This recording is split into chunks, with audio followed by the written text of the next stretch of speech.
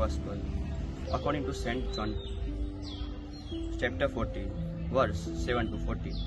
At that time, Jesus said to his disciples, "If you had known me, you would have known my Father also. From now on, you do know him and have seen him." Philip said to him, "Lord, show us the Father, and it is enough for us." Jesus said to him, "Have I been with you so long, and you still do not know me, Philip? Whoever has seen me has seen the Father. How can you say, 'Show us the Father'? Do you not believe that I am in the Father, and the Father is in me? The words that I say to you, I do not speak on my own authority, but the Father who dwells in me does his works. Believe me that I am in the Father, and the Father is in me, or else believe on account of the works themselves. Truly, truly, I say to you, whoever believes in me will also do the works that I do, and greater works than these will he do, because I am going to the Father. Whatever you ask in my name, this I will do, that the Father may be glorified in the Son. If you ask me for anything in my name, I will do it." Gospel of the Lord. Praise to you, Lord Jesus Christ. ક્રિસ્મવાલા ભાઈ તા બહેનો, પ્રભુ ઈસુ કહે છે, હું જાઉં છું, હું અને પિતા એક જ છે. અને ત્યારે ફિલિપ પૂછે છે, અમને પિતાના દર્શન કરાવો. એટલે થયું.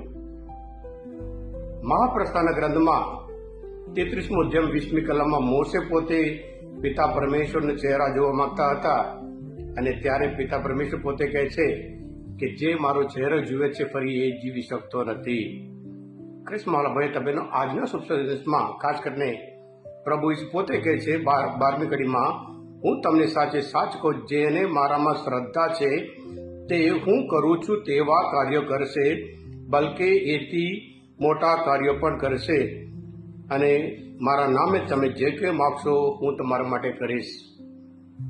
ક્રિસ્મવાલા ભાઈ તબેનો, પ્રભુ ઈસુના પુનરુત્થાન પછી પવિત્ર આત્મા ઉતરી આવ્યા પછી પ્રેષિતો એટલા પ્રભાવિત થઈ ગયા કે પ્રેષિતોના ચરિત્રમાં 2 અધ્યાયમાં 43મી કલમ આપણે જોઈએ છીએ, પ્રેષિતો ઘણા ચમત્કારો અને પરચા કરી બતાવતા હતા, અને બધાના દિલમાં વિસ્મય વ્યાપી રહ્યો.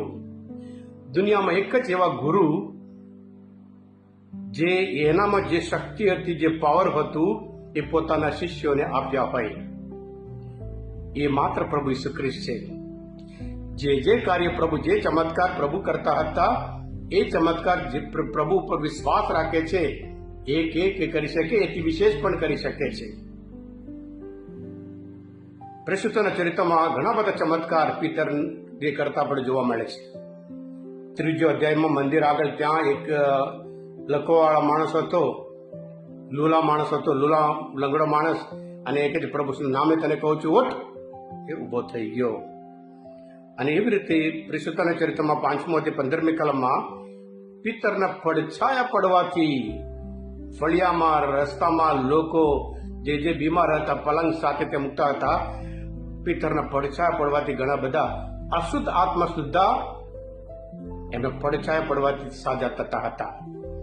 અને સાથે સાથે આપણે જોઈએ છીએ ત્યાં એક લખવાથી 8 વર્ષ 45 માણસ હતો, એનિયાસ કરીને પ્રેષિત ચરિત્રમાં 8મો અધ્યાયમાં એ આપણે જોઈએ છીએ.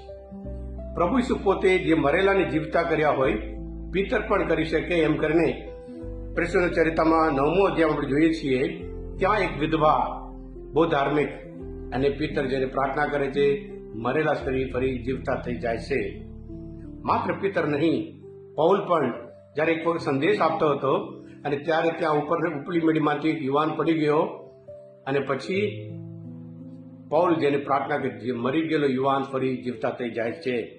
ક્રિસ્મવાલા ભાઈ તબેનો, માત્ર પિતર અને પૌલ નહીં, સ્તફાન ચમત્કાર કરે છે, ફિલિપ ચમત્કાર કરે છે, કારણ પ્રભુ જે વચન આપ્યું છે, મારા નામે તમે જે કંઈ માગશો, એટલે જ્યાં જ્યાં લોકો ગયા ત્યાં હંમેશા પ્રભુના નામે કહે છે, અને એ પ્રમાણે ચમત્કાર થઈ જાય છે. ક્રિસ્મવાલા ભાઈ તબેનો, આપણે પણ એ જ પ્રભુ પર વિશ્વાસ રાખીએ છીએ. પ્રભુ એ પાવર, એ શક્તિ, એ અધિકાર આપણે દરેકને પણ આપ્યું છે કે મારા નામે તમે જે કંઈ માગશો હું તમારા માટે કરીશ. પ્રભુ ઈસુના વચન એ જીવતા જાગતી વાણી છે, અને આપણે પણ આપણે વિશ્વાસમાં દ્રઢ રહીએ. પ્રભુ આપણા દ્વારા પણ અનેક ચમત્કારો ચોક્કસ જરૂર કરી શકે છે. Divine, you are